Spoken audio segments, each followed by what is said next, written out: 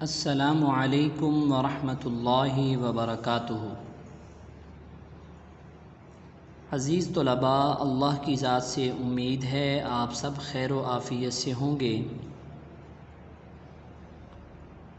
اسلامیات سلسلہ نمبر 5 جماعت پریپ ششم کے لیے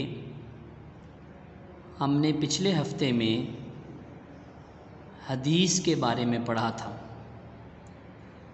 اور ہم نے حدیث کی تعریف پڑھی تھی، حدیث کسے کہتے ہیں۔ پھر ہم نے حدیث کے کچھ فائدے پڑھے تھے، اس کے فوائد کیا ہیں، اور ہم نے حدیث کو حفظ کرنے کی فضیلت پڑھی تھی۔ حفظ کی فضیلت یہ تھی کہ نبی پاک صلی اللہ علیہ وسلم نے فرمایا، میری امت کے فائدے کے واسطے جو شخص دین کے کام کی 40 حدیثیں سنائے گا اور حفظ کرے گا، اللہ تعالیٰ اس کو قیامت کے دن عالموں اور شہیدوں کی جماعت میں اٹھائیں گے اور فرمائیں گے کہ جس دروازے سے چاہو جنت میں داخل ہو جاؤ۔ عزیز طلباء، آپ نے یہ فضیلت پڑھ لی۔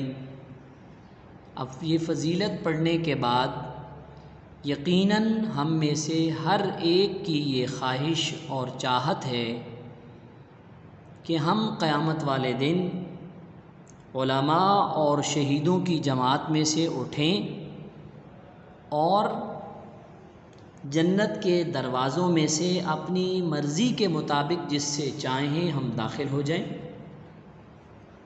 اور یہ نبی پاک صلی اللہ علیہ وسلم کی اس حدیث مبارکہ کو سن لینے کے بعد ہم سب کے لیے بہت بڑی خوشخبری اور بشارت ہے اگر ہم 40 احادیث کو یاد کر لیں گے۔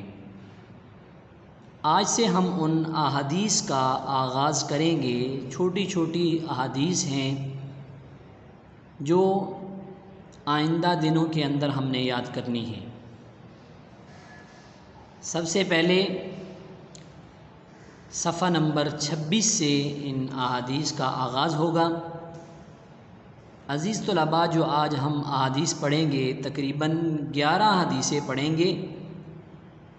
ان کو آپ نے ان کی عربی بھی یاد کرنی ہے اور ان کا ترجمہ بھی یاد کرنا ہے۔ آپ نے پریشان نہیں ہونا کہ 11 حدیثیں ہم کیسے یاد کر پائیں گے۔ یہ پورے ہفتے کے اندر آپ نے ترتیب بنا لینی ہے کہ 6 دن آپ کے اتوار کے علاوہ بنتے ہیں، آپ نے روزانہ کی بنیاد پر صرف 2 حدیثیں اور ان کا ترجمہ یاد کرنا ہے۔ ماشاءاللہ آپ سارے حفاظ ہیں، اور حفاظ تو قرآن کریم کا ایک ایک صفحہ، 1.5 صفحہ، بلکہ 2 صفحے تک بھی سبق یاد کر لیتے ہیں۔ تو عربی کی یہ خصوصیت ہے کہ عربی کو یاد کرنا تو تمام زبانوں کی نسبت آسان ہے۔ تو اس لیے احادیث مبارکہ کو دیکھ کر آپ نے پریشان نہیں ہونا، بہت آسانی سے آپ اس کو یاد کر لیں گی۔ اب ہم احادیث کا آغاز کرتے ہیں۔ اس کے لیے ہم کتاب کھولیں گے۔ عزیز طلباء، صفحہ نمبر 26، عنوان ہے 40 حدیثیں۔ سب سے پہلا عنوان نیت اور عمل، یعنی جو حدیث ہم پڑھ رہے ہیں اس کا تعلق اعمال کے ساتھ ہے اور نیت کے ساتھ ہے۔ انما الاعمال بالنیات، انما الاعمال بالنیات، اعمال کا دار و مدار نیت پر ہے۔ یعنی کوئی بھی عمل کرنے سے پہلے اس عمل سے پہلے نیت کو درست کر لینا یہ بہت ضروری ہے۔ اگر نیت اچھی ہوگی تو عمل بھی اللہ کے ہاں قابل قبول ہوگا اور اس پر بہترین اجر و ثواب ملے گا۔ مسلمان پر مسلمان کے حقوق، حق المسلم علی المسلم 5، یعنی مسلمان کے مسلمان پر 5 حقوق ہیں۔ رد السلامی، وعیادۃ المریض واتباع الجنائز واجابۃ الدعوۃ وتشمیت العاطس۔ مسلمان کے مسلمان پر 5 حق ہیں۔ سلام کا جواب دینا نمبر 1، مریض کی مزاج پرسی کرنا، کوئی بیمار ہے تو اس کو پوچھنے کے لیے جانا، حال احوال لینے کے لیے جانا، جنازہ کے ساتھ جانا، جنازہ میں شریک ہونا، یہ تیسرا حق ہے۔ دعوت قبول کرنا، یعنی اگر کوئی دعوت دیتا ہے، کھانے پر بلاتا ہے تو اس کی دعوت کو قبول کرنا، یہ بھی مسلمان کا حق ہے۔ چھینک کا جواب یعنی چھینکنے والا، اگر شخص کسی کو چھینک آتی ہے تو اس کو چاہیے کہ وہ پڑھے الحمدللہ۔ کیا پڑھے؟ الحمدللہ۔ جو پاس بیٹھا ہوا یہ سن رہا ہے کہ چھینکنے والے نے الحمدللہ پڑھا ہے تو وہ جواب میں کہے یرحمک اللہ، یرحمک اللہ، اور پھر چھینکنے والا دوبارہ یہ کہے یہدیکم اللہ ویصلح بالکم۔ تو یہ ہے کہ 5واں حق مسلمان کا کیا ہے کہ چھینک کے جواب میں یرحمک اللہ، چھینک کا جواب یرحمک اللہ کہہ کر دینا۔ اللہ رحم کو پسند کرتا ہے۔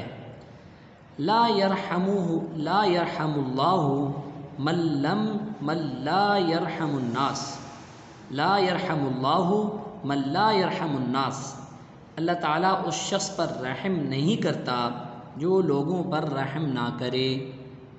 یعنی رحم اللہ تعالیٰ کی غالب صفت ہے، اللہ کو پسند ہے، تو جو اللہ کا بندہ لوگوں پر رحم کرتا ہے اللہ بھی اس پر رحم فرماتے ہیں، جو لوگوں پر رحم نہیں کرتا اس پر اللہ بھی رحم نہیں فرماتے۔ اگلی حدیث ہے چغل خور کی جنت سے محرومی، یعنی چغل خور جو ہے، چغلی کرنے والا شخص جنت میں داخل نہیں ہوگا۔ لا يدخل الجنت قطات، چغل خور جنت میں نہیں جائے گا، چغل خور جنت میں نہیں جائے گا۔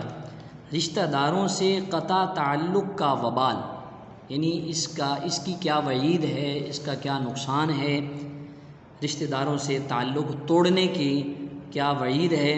تو حدیث مبارکہ میں کیا آیا؟ لا يدخل الجنت قاطع، رشتہ توڑنے والا جنت میں نہیں جائے گا۔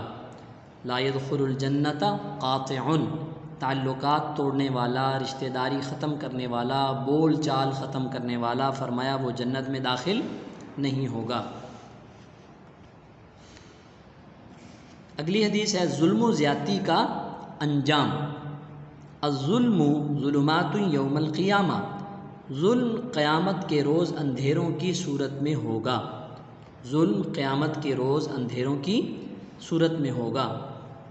دنیا کے اندر تو کوئی ظلم کرتا ہے تو ظالم کو سزا نہ ملے ہو سکتا ہے، لیکن قیامت والے دن یہ ظالم اللہ کی پکڑ سے نہیں بچ سکے گا۔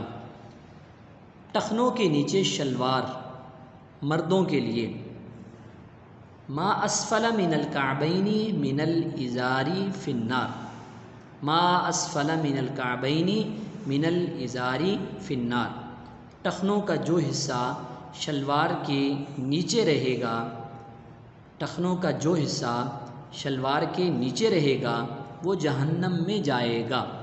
اس لیے یہ حکم لڑکوں اور مردوں کے لیے ہے، جبکہ لڑکیوں اور خواتین کے لیے ٹخنے چھپانا ضروری ہے۔ لڑکوں کو چاہیے کہ وہ اپنے ٹخنے ننگے کر کے رکھے۔ یہ حکم صرف نماز میں نہیں ہے بلکہ نماز کے علاوہ ہر وقت مرد اور لڑکے کو یہ چاہیے کہ وہ اپنے ٹخنے کو ننگا رکھے۔ زبان اور ہاتھ کی حفاظت، المسلم من سلم المسلمون من لسانہ و یدہ، مسلمان تو وہی ہے جس کی زبان اور ہاتھ کی ایذا سے، تکلیف سے مسلمان محفوظ رہیں۔ المسلم من سلم المسلمون من لسانہ و یدہ، کہ مسلمان تو حقیقت میں وہ ہے جس کی زبان اور اس کے ہاتھوں سے دوسرے مسلمان محفوظ رہیں۔ نہ زبان سے ایسی باتیں کرے جس سے کسی کا دل دکھے، نہ ہی ہاتھ سے کسی کے ساتھ لڑائی جھگڑا کرے، مار پیٹ کرے۔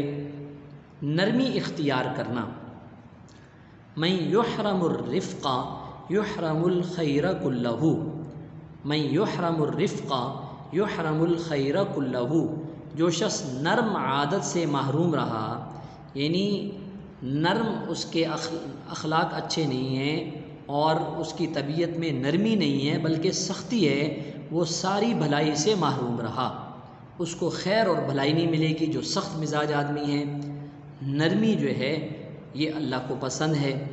غصے پر قابو پانا، لیس الشدید بالسرعۃ انما الشدید الذی یملک نفسہ عند الغضب، لیس الشدید بالسرعۃ انما الشدید الذی یملک نفسہ عند الغضب، پہلوان وہ شخص نہیں جو لوگوں کو پچھاڑ دے، بلکہ پہلوان وہی شخص ہے جو غصے کے وقت اپنے نفس پر قابو رکھے۔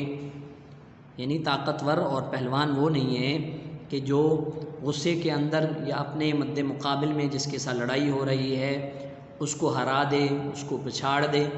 فرمایا کہ نہیں، اصل پہلوان وہ ہے جو اپنے غصے پر قابو پا لیتا ہے، اس پر کنٹرول کر لیتا ہے اور غصے کے مطابق فیصلہ نہیں کرتا، لڑائی جھگڑا نہیں کرتا۔ شرم و حیا اچھی چیز ہے، یہ آخری حدیث ہے، شرم و حیا اچھی چیز ہے۔ اذا لم تستحیی فاصنع ما شئت، اذا لم تستحیی فاصنع ما شئت، جب تم حیا نہ کرو جو چاہے کرو۔ حیا جو ہے یہ ایمان کا ایک حصہ ہے، اس لیے شرم حیا، شرم و حیا یہ ایک جیسے الفاظ ہیں، یعنی انسان مسلمان کے اندر شرم و حیا ہونی چاہیے کہ وہ بڑوں کی عزت کرے، اچھے انداز میں گفتگو کرے اور ایسے انداز میں بات نہ کرے کہ جس سے بڑوں کی عزت میں فرق آتا ہو۔ تو یہ حیا جو ہے یہ فرمایا کہ جب تم حیا نہ کرو تو جو چاہے کرو، جس کی حیا ختم ہو جائے اب وہ جو چاہے مرضی کرتا پھرے۔ تو عزیز طلباء، یہ احادیثیں جو آپ نے پڑھی ہیں، ان احادیث کو آپ نے عربی کے اندر یاد کرنا ہے اور ان کا ترجمہ بھی یاد کرنا ہے۔